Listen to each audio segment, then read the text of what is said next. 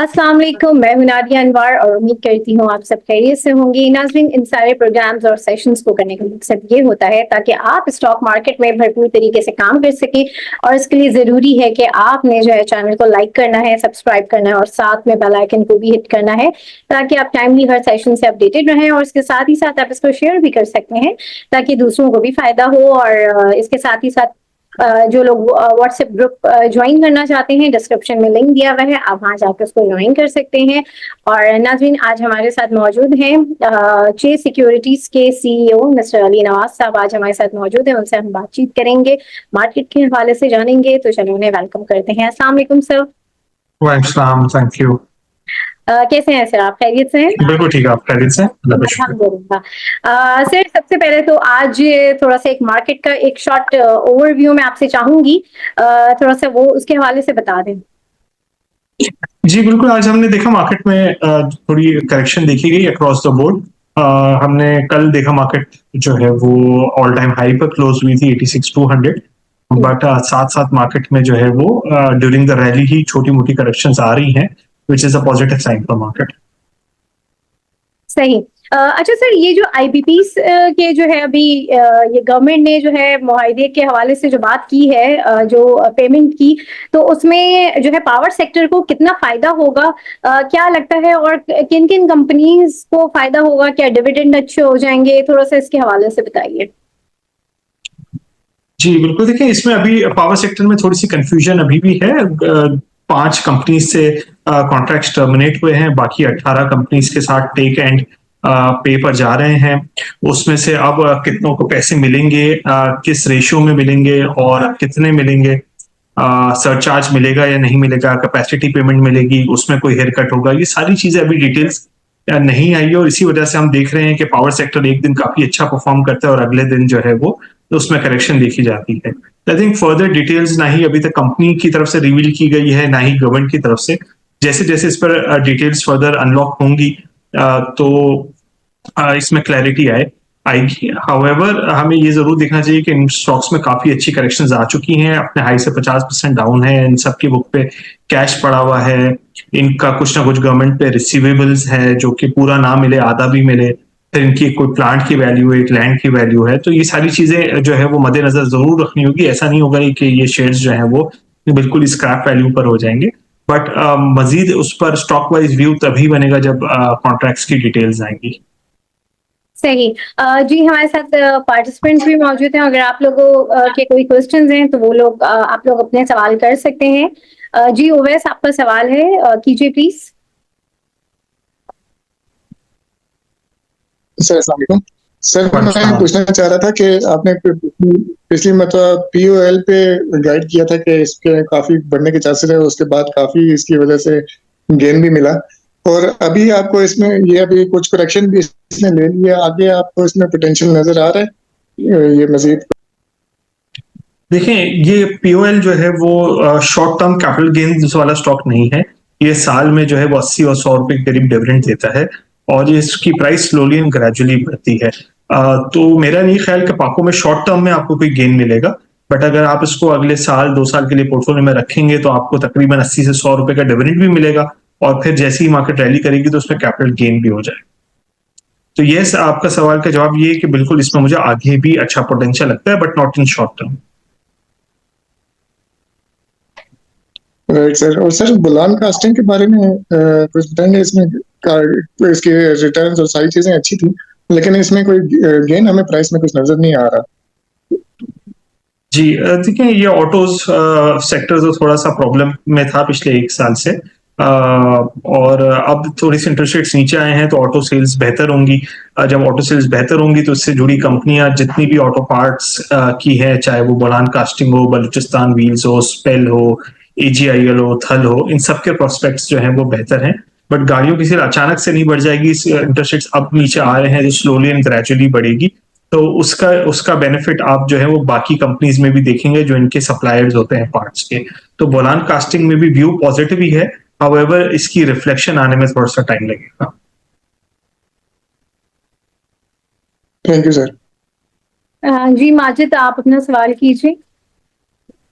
अस्सलाम वालेकुम सर। अच्छा जी सर, मेरा क्वेश्चन ये था कि रिगार्डिंग एफएफसी था कि जैसे एफएफबीएल का और एफएफसी का मर्जर अब हो रहा है और न्यूज़ आ रही है जैसे एफएफसी ने यस्टरडे जो है ना इसके एग्रीटेक के शेयर्स भी एक्वायर किए हैं।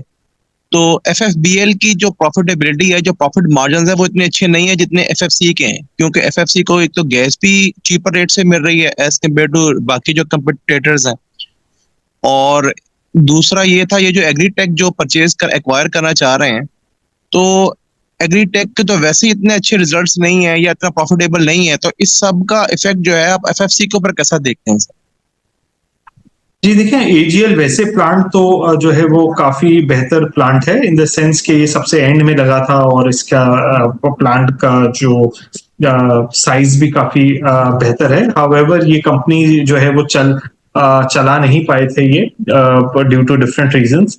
एफएफसी के पास वो मैनेजमेंट, वो कैपेसिटी, वो कॉन्टैक्ट्स हैं, जिससे एक्चुअली प्रॉब्लम इनका इस साथ ये हो गया था कि इनको गैस प्राइस नहीं मिली, गैस सप्लाई नहीं मिली थी इनको। महीने में, साल में कुछ 1-2 महीने गैस मिलती थी।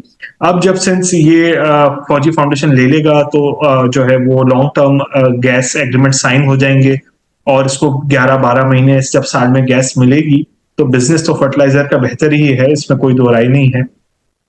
और अब तो गैस की प्राइसेस भी बढ़ गई हैं और फर्टिलाइजर की प्राइसेस भी बढ़ गई हैं, तो ये प्रॉफिटेबल भी इसको करना फौजी ग्रुप के लिए प्रॉब्लमैटिक नहीं होता।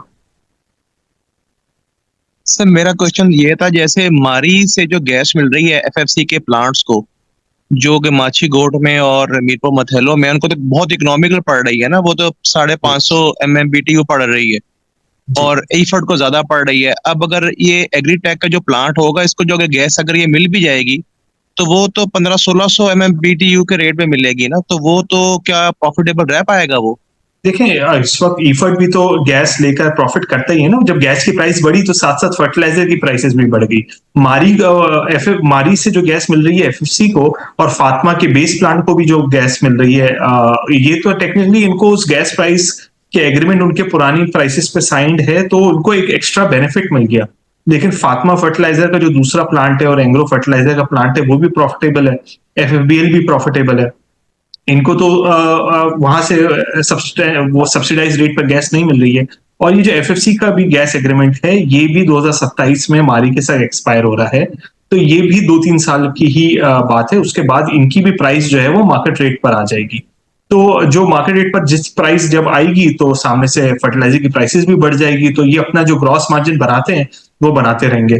तो अगर एजीएल को भी अगर नॉर्मल प्राइस, उसी प्राइस पे गैस मिले जिस प्राइस पे ईफर्ट या फातिमा को मिलती है, तो ईफर्ट भी बहुत अच्छा प्रॉफिट करता है। उतना नहीं करता है इस वक्त जितना एफएफसी करता है, लेकिन अच्छा प्रॉफिट करता है, फातिमा भी करता है, तो एजीएल भी प्रॉफिटेबल हो जाएगा।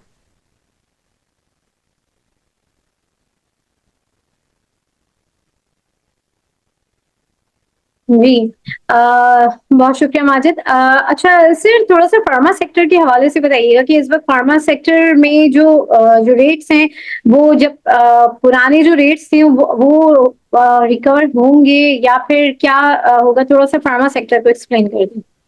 जी, फार्मा सेक्टर में अभी हमने कुछ 6 महीने पहले डेवलपमेंट ये देखी, गवर्नमेंट ने प्राइसेस को जो है वो डीरेगुलेट कर दिया। पहले होता ये था कि जब भी प्राइस आपको इंक्रीज करनी होती थी तो प्राइस इंक्रीज करने के लिए जाते थे आप गवर्नमेंट के पास और वो 6-6 महीने, साल लेती थी। अब नॉन एसेंशियल को डीरेगुलेट कर दिया है, एसेंशियल को जो कहा है कि गवर्नमेंट से परमिशन लेकर आप बढ़ा सकते हैं। आई थिंक ये एक्टिविटी जो है ये पॉजिटिव है फार्मा के लिए, और स्लोली एंड ग्रेजुअली ये लोग प्राइसेस बढ़ा रहे हैं, अपनी पास ऑन कर रहे हैं। तो आई थिंक फार्मा सेक्टर भी आप देखेंगे क्वार्टर एंड क्वार्टर प्रॉफिटेबिलिटी जो है वो उसमें काफी इंप्रूवमेंट आएगी। सही। अच्छा सर, ये बताएं, इस वक्त मार्केट थोड़ी सी अप एंड डाउन चल रही है, 1000-2000 पॉइंट का जो है वो एक डिफरेंस आ रहा है, तो ये रिकवरी कितनी हो सकती है? थोड़ा सा इसके हवाले से बताइए कि कितनी रिकवरी आ सकती है, कितने 1000 पॉइंट्स की, तो क्या हो सकता है? जी, हमारा तो मार्केट का टारगेट 1 लाख है इंडेक्स जून 2025 तक। स्लोली एंड ग्रेजुअली जो है वो मार्केट में इंप्रूवमेंट आती रहेगी। इस तरीके की छोटी मोटी प्राइस मूवमेंट तो आती रहती है, तो आई थिंक वो कोई प्रॉब्लमेटिक नहीं है।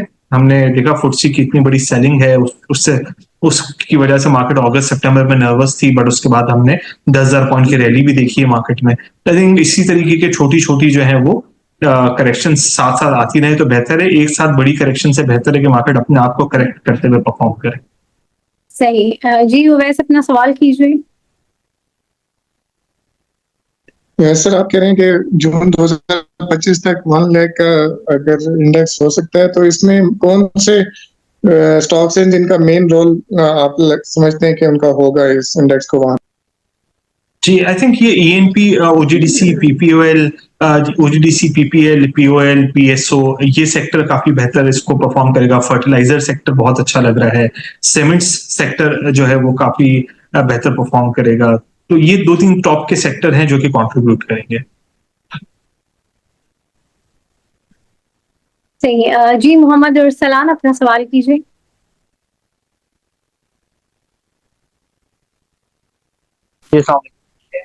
मैंने पूछा मार्केट अब इसी तरह रहेगी रोज डेली इसी तरह करेक्शन के मोड में, या कोई दोबारा रिकवरी भी आएगी?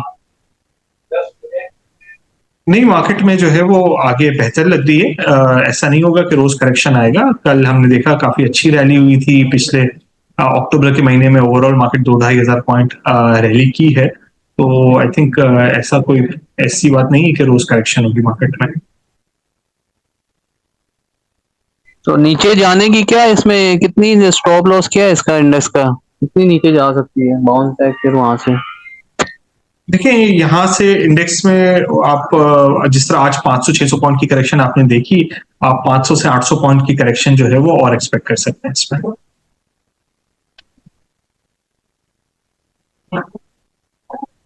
सही। अच्छा सर, थोड़ा सा बैंकिंग सेक्टर के हवाले से बता दीजिए कि इस वक्त बैंकिंग सेक्टर में कितना पोटेंशियल है और क्या आगे आपको लग रहा है? नहीं, बैंकिंग सेक्टर में जो है वो दो चीजें हैं। एक तो इंटरेस्ट रेट्स काफी तेजी से नीचे आ रहे हैं, इनकी प्रॉफिटेबिलिटी पे नेगेटिव इम्पैक्ट होता है। बट सामने से जो है वो सिंस इंटरेस्ट रेट्स नीचे आ रहे हैं तो इक्विटीज में पैसे आते हैं तो मार्केट री रेट हो जाती है। तो अर्निंग्स थोड़ी सी हम देखते हैं कि निम्स कॉन्ट्रैक्ट करते हैं, अर्निंग्स नीचे आती हैं, बट मार्केट में री रेटिंग होती है। बैंक्स डिविडेंड भी अच्छा देते हैं तो इन्वेस्टर्स प्रेफर करते हैं। तो मैं यहाँ से कोई बहुत ही एग्रेसिव बाई कॉल बैंक में नहीं दूंगा, बट ऐसा भी नहीं है कि बैंक्स को बेचकर बिल्कुल एग्जिट कर देना चाहिए। आई थिंक मार्केट वेट होना चाहिए, एक सर्टन पोर्शन होना चाहिए पोर्टफोलियो में। सही। और सर सीमेंट सेक्टर का इस वक्त आप क्या देख रहे हैं, क्योंकि मजीद अभी इंटरेस्ट रेट के हवाले से बात है कि वो कम होगा, तो सीमेंट सेक्टर को आप कैसा देख रहे हैं इस वक्त? जी, सीमेंट सेक्टर के प्रोस्पेक्ट्स बेहतर लग रहे हैं। आहिस्ता आहिस्ता इंटरेस्ट रेट्स नीचे आ रहे हैं तो डोमेस्टिक एक्टिविटी भी पिकअप करेगी। थोड़े से रियल एस्टेट सेक्टर जो हम देख रहे हैं काफी प्रॉब्लमेटिक है, कुछ एक्टिविटी नहीं हो रही है। तो जब इंटरेस्ट रेट्स नीचे आते हैं तो ओवरऑल इकोनॉमी की लिक्विडिटी इंप्रूव होती है और थोड़ी डिफरेंट सेक्टर्स में एक्टिविटी शुरू होती है। तो इसका इम्पैक्ट भी जो है वो हम देखेंगे सीमेंट्स पर की डिस्पैचेस पर भी आएगा। फिर इनकी फाइनेंस कॉस्ट है वो कम होगी तो वो भी प्रॉफिटेबिलिटी का इम्पैक्ट आएगा। तो सीमेंट्स जो है वो बेहतर होते हैं। सही। सर कल फ्राइडे है, कल का मार्केट के हवाले से आप क्या जो है अपना एक व्यू देना चाहेंगे, और क्या आपका इन्वेस्टर्स को एक व्यू होगा, और साथ में जो है टॉपिक्स? जी, मेरा ख्याल है कि मार्केट जो है वो एक्टिविटी बेहतर जो है वो एक्सपेक्ट कर रहे हैं। मेरा ख्याल है थोड़ी एक्टिविटी जो है वो इम्प्रूव होगी ओवरऑल। और जैसी एक्टिविटी इम्प्रूव होती है मार्केट के अंदर, तो हम देखेंगे कि जो आज सेलर्स थे या जो कि कुछ फंड्स वगैरह होते हैं जो कि ओवरऑल प्रॉफिट टेकिंग भी साथ साथ करते रहते हैं, तो आई थिंक वो एक्टिविटी मार्केट के अंदर दोबारा आ जाएगी। सही। और सर टॉपिक्स बता दें। टॉपिक्स ओजीडीसी पीपीएल जो है वो बेहतर लगता है। इसके अलावा हपको, इसके अलावा DG Khan, maple leaf cements वगैरह, ये सारी चीजें अच्छी लगती सही है। तो सर हप्को थोड़ा सा लॉन्ग टर्म के हवाले से, क्योंकि हप्को के ये लोग जो थोड़ा सा अनडिसाइसिव हैं कि कोई थोड़ा सा इसमें कंफ्यूजन है, तो क्या लॉन्ग टर्म के लिए हप्को बेहतर है, क्या आप हैं। समझते हैं?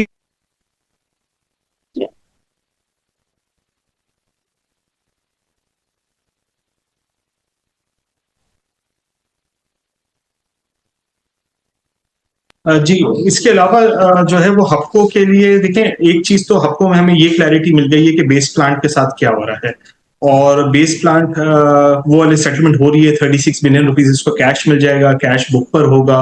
बाकी प्लांट्स के साथ क्या होता है इसके, ये एक अनसर्टेनिटी जरूर है इसके अंदर, बट आई थिंक 160 रुपए से आपको 96 हो गया है, काफी अच्छी करेक्शन आ गई है, बहुत सारा रिस्क इसमें प्राइसिंग हो चुका है, यहाँ से बहुत ही लिमिटेड डाउनसाइड है, तो आई थिंक ये कहीं अब एक्यूमुलेशन मोड में एंटर हो गया है। सही। बहुत शुक्रिया अली नवाज साहब आपका, और हमारे साथ जितने भी पार्टिसिपेंट्स थे आप लोगों का भी बहुत शुक्रिया। और इसके साथ ही साथ मैं आज के सेशन से इजाजत लूंगी, आप लोगों से इंशाल्लाह फिर मुलाकात होगी, तब तक के लिए अल्लाह हाफिज। Thank you sir. अल्लाह हाफिज।